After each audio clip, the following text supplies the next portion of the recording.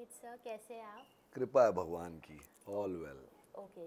जैसे कि हम जानते हैं शिव शक्ति, तप, त्याग और तांडव बहुत ट्रेंडिंग हो रहा है कलर्स पे। और मतलब जब आपको फर्स्ट टाइम इसका जब अपीयरेंस आया तो कैसा, मतलब क्या थॉट चल रहा था? क्योंकि जब शिव नाम आता है तब वो अपने आप ही इमेजिनेशन दिमाग में चलने लगता है।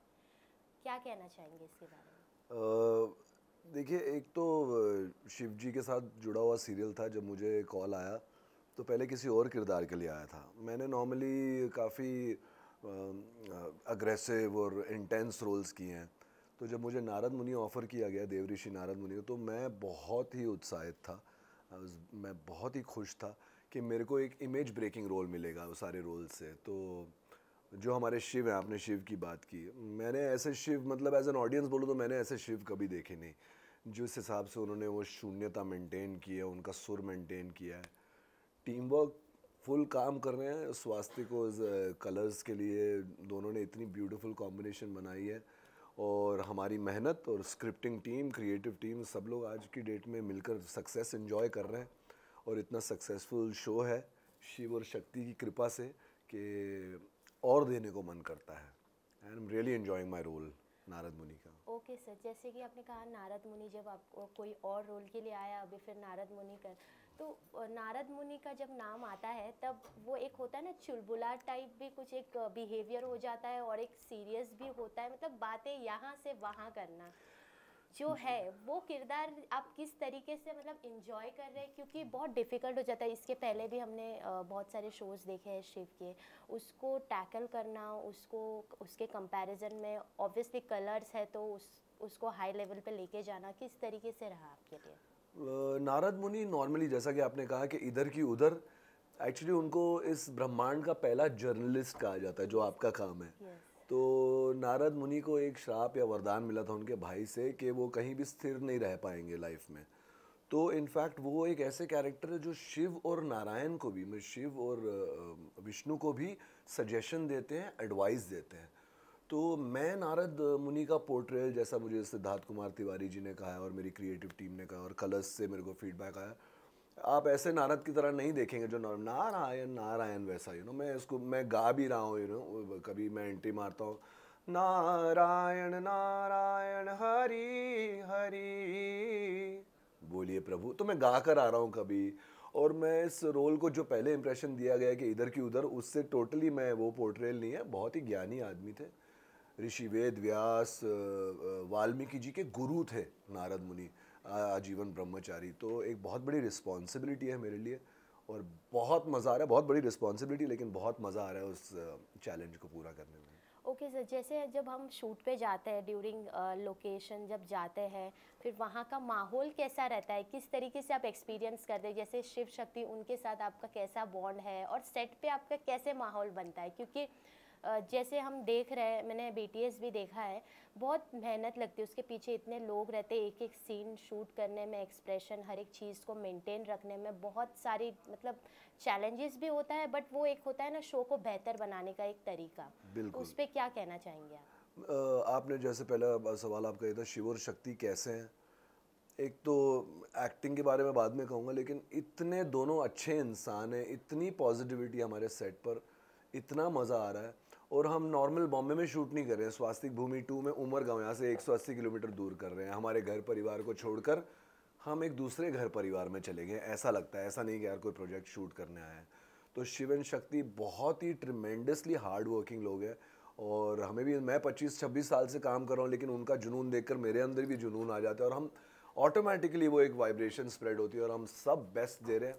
दोनों ही बहुत अच्छे एक्टर्स हैं।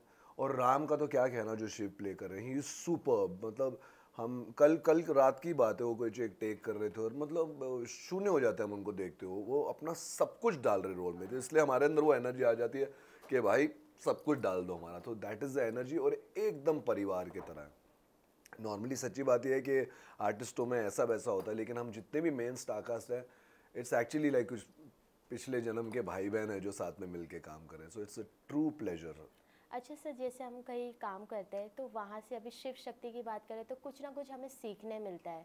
जैसे हम जाते हैं तो ऑटोमेटिक जो हमारी नेगेटिविटी है दूर हो जाती है, पॉजिटिविटी देख के ही आ जाती है वो बिल्कुल। वाइब्रेशन से। तो उस पे आप मतलब क्या कुछ शेयर करना चाहेंगे अपने जो मेमोरीज है, या कुछ ऐसा एक्सपीरियंस आपने किया है सेट पे या during a shoot?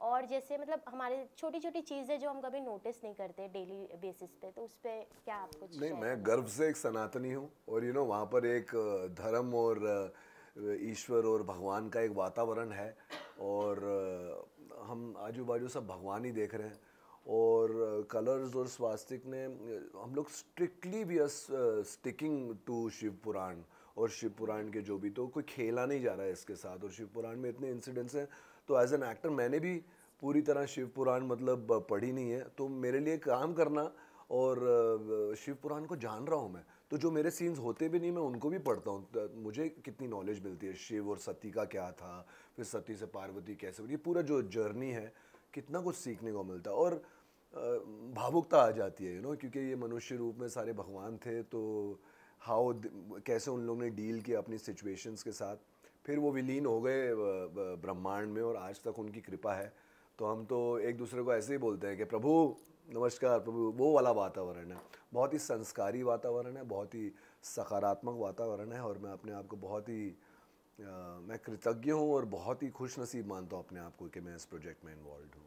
Okay sir, last message आपके फैंस और ऑडियंस को, कलर्स के जो लोग पसंद कर रहे हैं, और आपका भी पहले भी रियलिटी शोज़ हमने बहुत सारे देखे हैं, अभी आपको कुछ नए किरदार में देख रहे हैं, उन्हें आप क्या कहना चाहेंगे?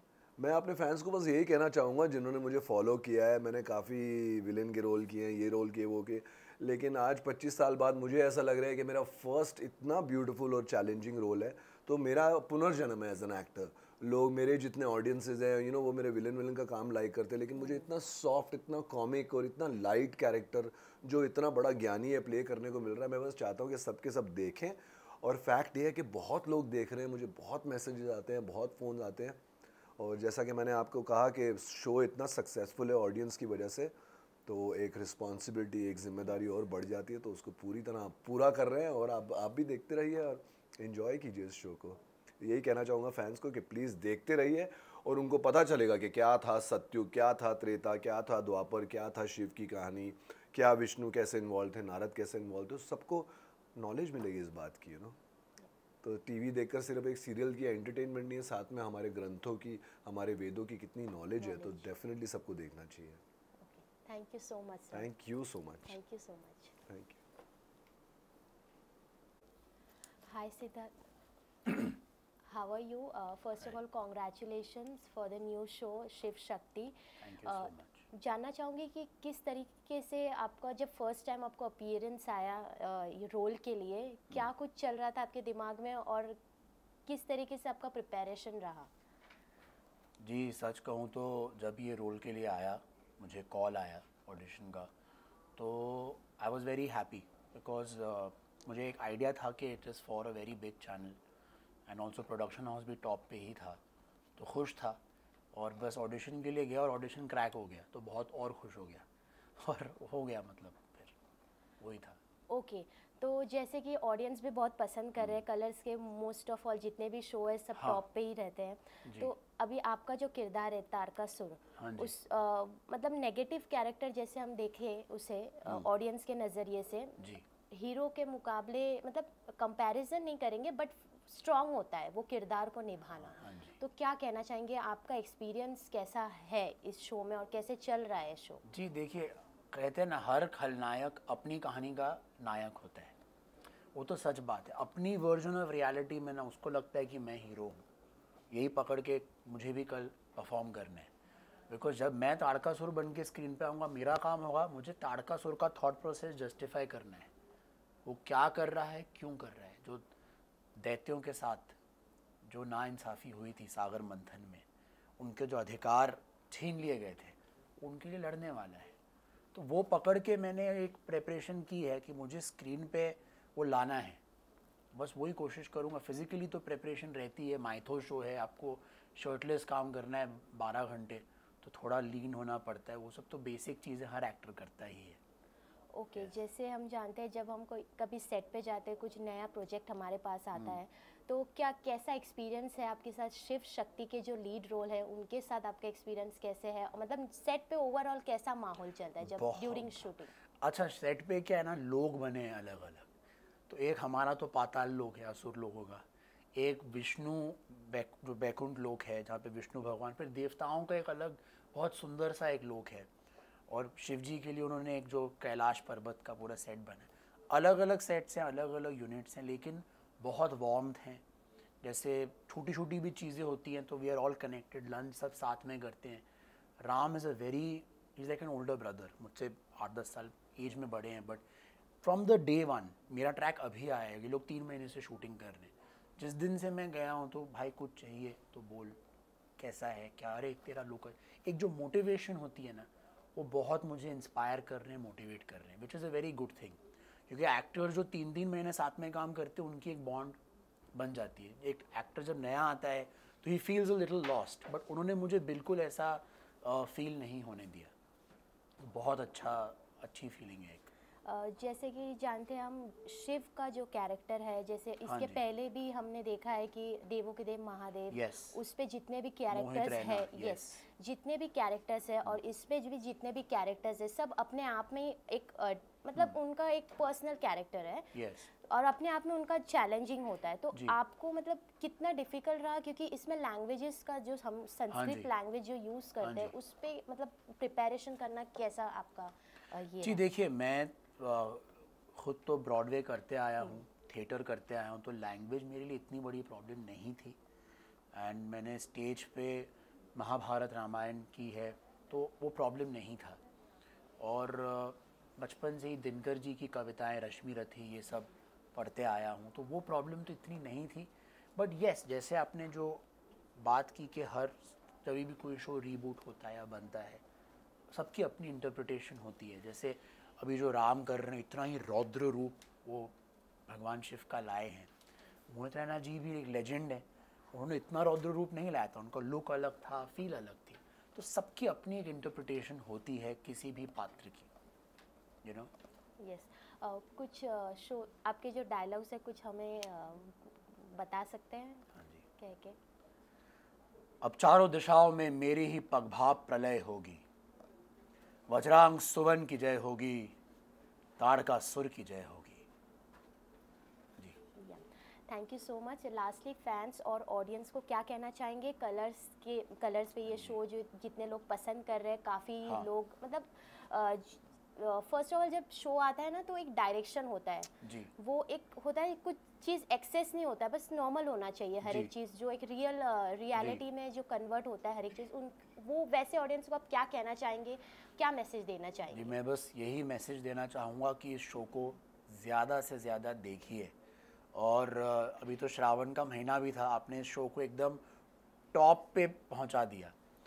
बट अभी गणपति आने वाला है और गणपति जी का भी सब ट्रैक्स आने वाले हैं, तो प्लीज़ इस शो को देखते रहिए और इसको सपोर्ट कीजिए।